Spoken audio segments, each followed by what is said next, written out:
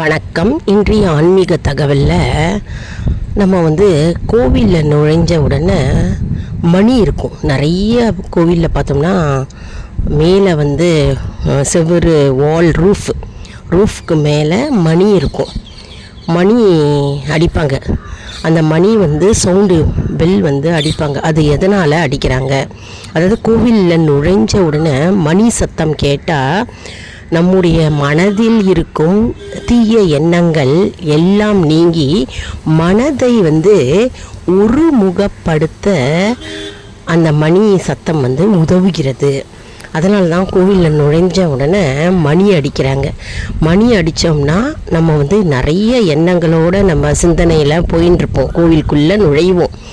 ஆனால் நம்ம மற்ற சிந்தனையெல்லாம் தவிர்த்து நம்ம மனதை ஒருமுகப்படுத்தி இறைவனையே நினைத்து நம்ம இறை பக்தி செலுத்துவதற்கான அந்த நோக்கத்தை உருவாக்குகிறது அந்த மணி சத்தம்.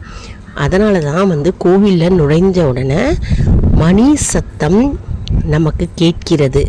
அதனால தான் மணி அடிக்கிறார்கள் கோவிலில். நம்ம கோவிலுக்குள்ளே போகும்போதே நிறைய பேர் சாமி கும்பிட்ட பிறகே கோவிலில் அந்த லாங் கயிறு இருக்கும். அந்த கயிறை இழுத்து விடுவாங்க. அப்போ மணி சத்தம் கேட்கும்.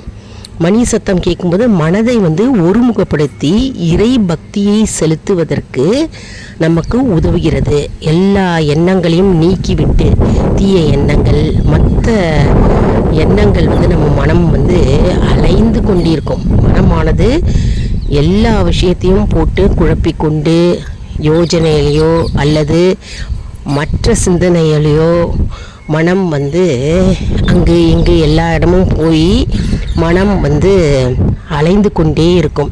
ஆனால் அந்த மனத்தை கட்டுப்படுத்தணும். கட்டுப்பாட்டுக்குள் கொண்டு இறை சிந்தனையும் இறை பக்தியும் மனதை ஒருமுகப்படுத்தி ஒரே எண்ணத்தை நோக்கி பகவான் சிந்தனையில் அந்த மணி சத்தம் நம்மை இறை சிந்தனையில் கொண்டு சேர்க்க உதவுகிறது. மற்ற தீய எண்ணங்களை எல்லாம் அகற்றி மனதை ஒருமுகப்படுத்தி இறை சிந்தனையில் நம்மை ஈடுபாட வைக்கிறது. நம்மை முழுவதுமாக நம்ம மனது இறை சிந்தனையில் ஈடுபாடு உள்ள மனமாக நம்முடைய மனம் மாற்றப்படுகிறது. அந்த மணி சத்தமானது அவ்வளவு என்ன சொல்கிறதுனா சிறப்பு வாய்ந்தது அப்படின்னே சொல்லலாம். நன்றி.